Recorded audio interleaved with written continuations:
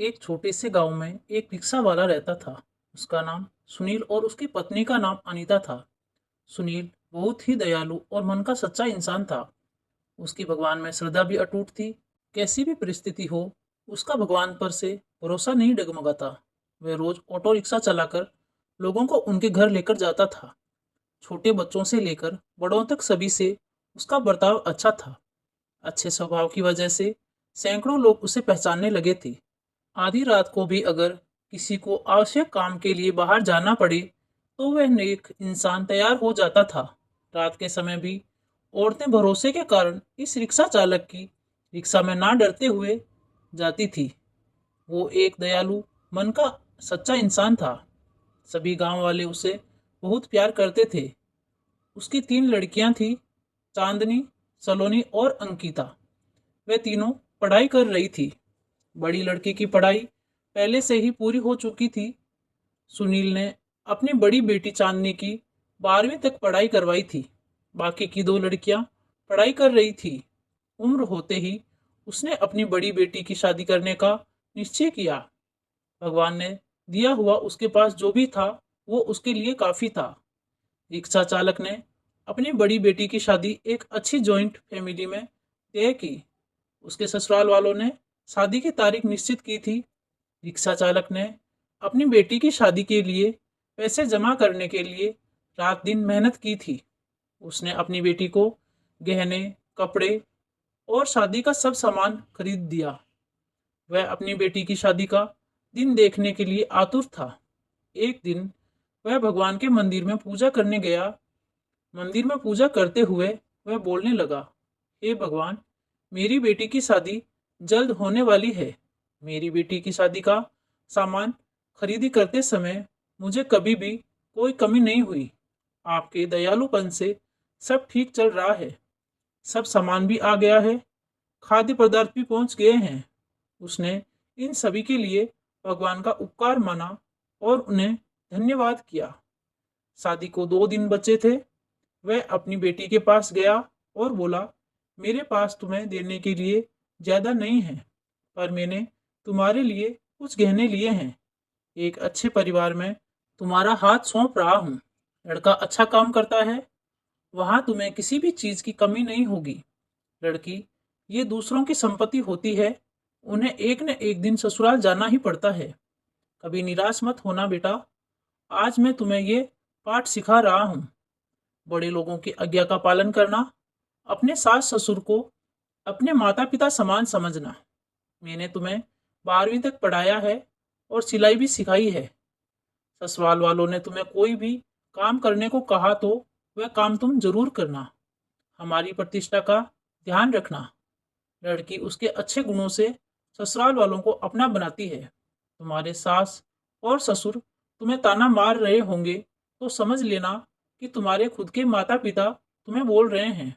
ये सब बातें वह रिक्शा चालक अपनी बेटी को समझा रहा था। समझाते वक्त उसकी आंखों में आंसू आ गए थे। घर में शादी का वातावरण था। घर में रिश्तेदारों की धूम थी। शादी को 3 दिन बाकी थे। रात में अचानक रिक्शा चालक के घर भीषण आग लग गई और रात को उसका पूरा घर आग के लपेटे में आ गया। उसके घर में उसकी छोटी बेटी अंकिता पानी पीने के लिए उठी। उसने देखा कि आजू बाजू में सिर्फ धुआं ही धुआं है और उसने अपने माता पिता को जगाया। जागते ही सब आग लगी ऐसा चिल्लाने लगे, कोई तो हमें बचाओ। बड़ी मुश्किल से रिक्शा चालक ने पीछे की बालकनी में जाकर खंबे के सहारे से बालकनी से बाहर जाने का प्रयास किया। घर के सभी सदस्यों को जैसे तैसे उसने बचा लिया, लेकिन आग में घर का सब सामान जलकर खाक हो गया। आग में शादी का सब सामान जलकर राख हो गया था। जहां थोड़ी देर पहले खुशियां थी, वहां का दृश्य अभी देखा नहीं जा रहा था। जिसने देखा उसकी आंखों में आंसू आने लगे। सब सोचने लगे, बेचारा अब क्या करेगा। चांदनी उसके पिता की तरफ दौड़ते हुए गई और बोली, पापा, निराश मत हो। पापा, थोड़ी भी चिंता मत करो। ये सब मेरे नसीब में लिखा था। बुरे वक्त में हम हार नहीं मानेंगे। मैं आपका लड़का नहीं हूं तो क्या हुआ?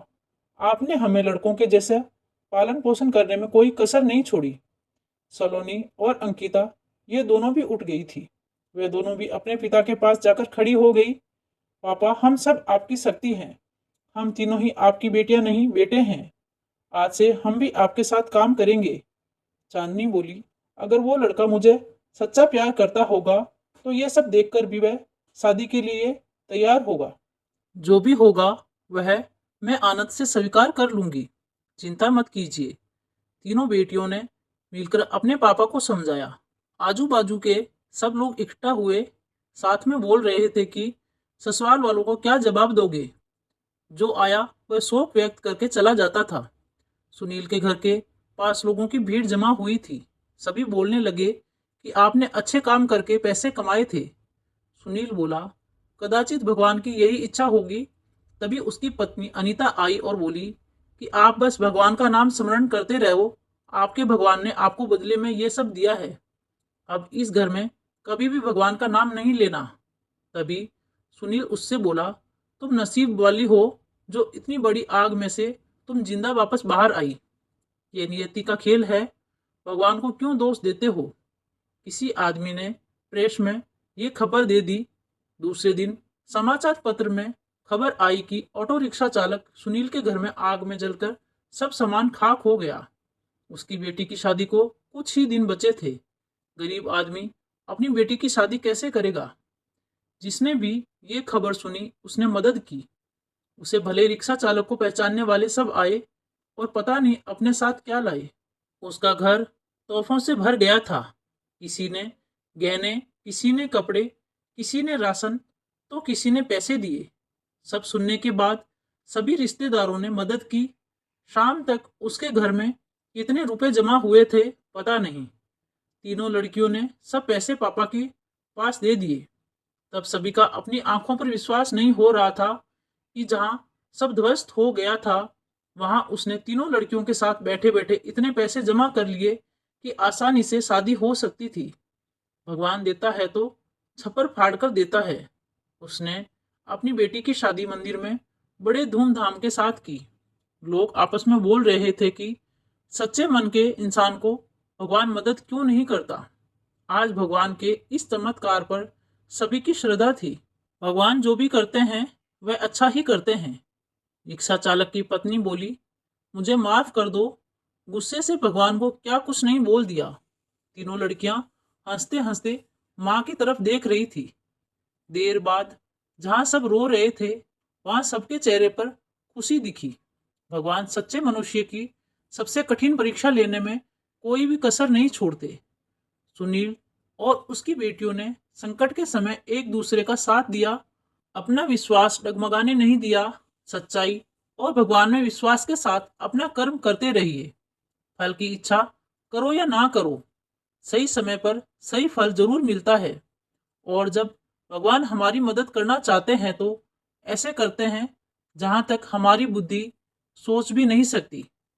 तो दोस्तों, आप सबको ये कहानी कैसी लगी कमेंट बॉक्स में अपनी राय जरूर दीजिएगा। और वीडियो अच्छा लगे तो वीडियो को लाइक, शेयर और सब्सक्राइब करिएगा। Thanks for watching.